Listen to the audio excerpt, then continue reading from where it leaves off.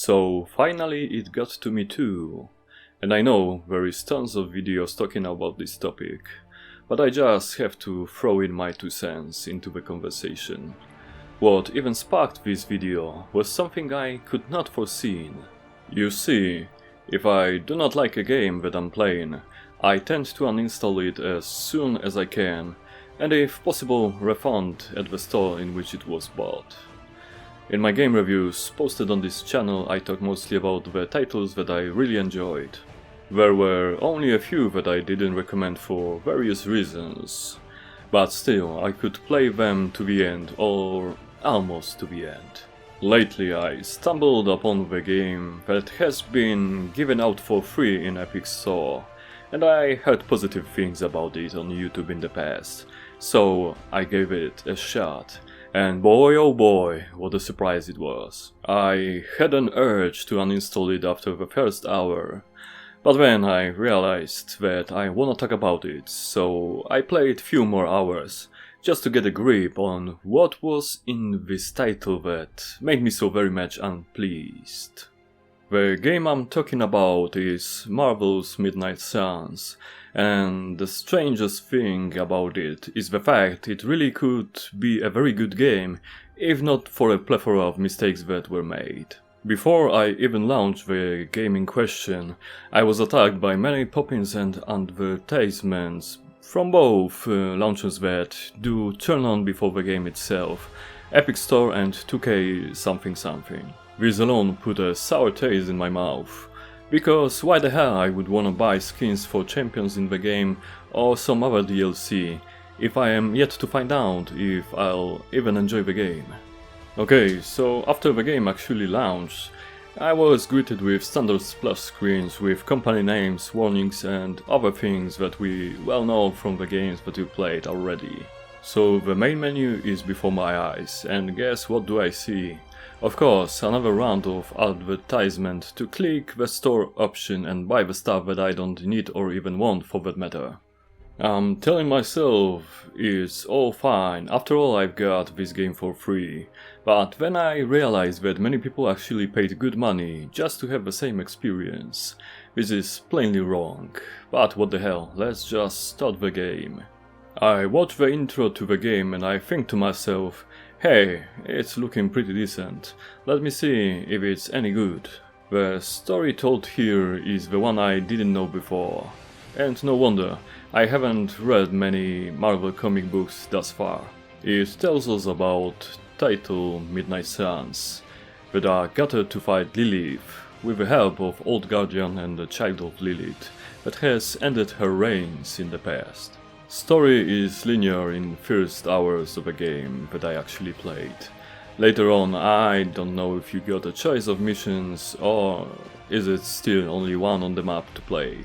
Okay, so the story seems simple. Gather allies, defeat Lilith, right? But those allies, the characters in the game, oh man. Do you remember when the whole Marvel Cinematic Universe was getting traction? How first movies were actually pretty decent and Infinity War was excellent. Well, this ain't it, chief. It is more like all the crap we got after Avengers Endgame. Those characters are unbearable. Every single one of them is a smart-ass asshole that makes the infinite amount of bad and often degrading jokes. I have had enough of this very quickly. This is one of the biggest problems with the modern writing overall. Authors of dialogues think they are so smart and funny that it is impossible to do anything wrong. They smelled their own farts for so long that they could not recognize a good and cohesive story even if they stumbled upon it. They have lost any humility and forgot, if they ever knew, that it is really hard to be a good writer.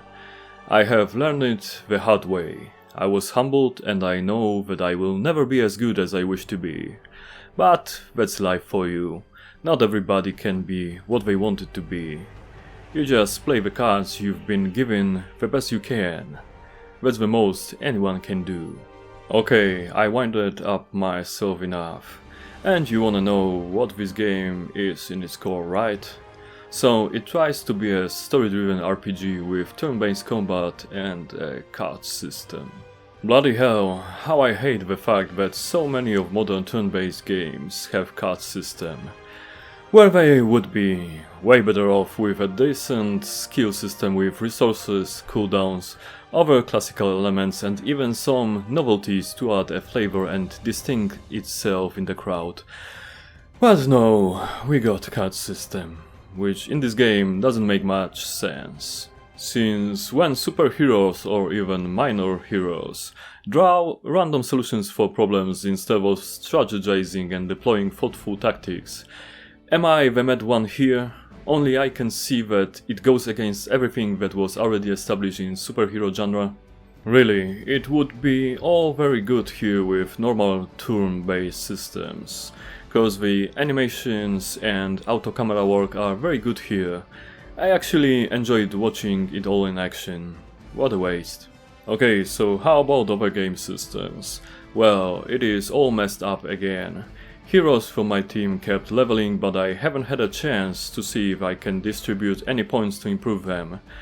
Wait a second, there is a system that lets you upgrade cards. Oh, we've got several different currencies that I didn't care about in any way, cause I didn't know why I have them. Another sign of modern gaming at its best. The game runs on Unreal Engine. It looks good enough, but the graphical style chosen here is far from impressive.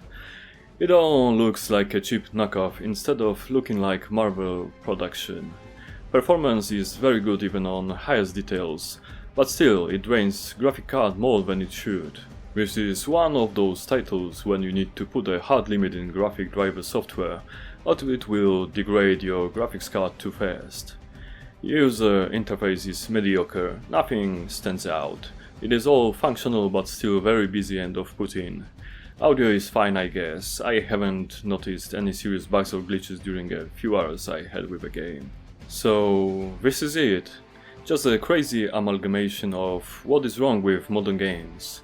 Too much advertisement, too much push to the cash shop, uninspired storytelling that is on the edge of being plainly bad, gameplay systems that do not fit the game whatsoever, too many different currencies that players don't need or even care about, and, to top it all, not attractive graphical design. This was an annoying and bland experience at the same time, which should not be possible, but I felt it with my very soul, so here we are.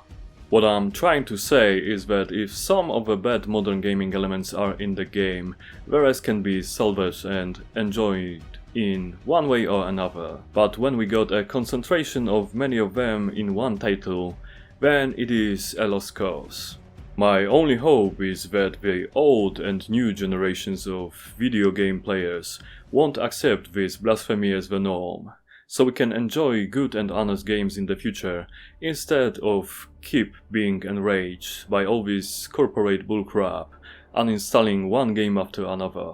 I am somewhat optimistic in that regard, as recent games like Elden Ring, Baldur's Gate 3, Alan Wake 2 and many others that follow showed us that it can be done, and done masterfully so. That is why I refuse to waste any of my time in this lifetime on badly designed games with corporations that wanna suck us dry for every cent we're worth. Begone wretches and let us play in peace.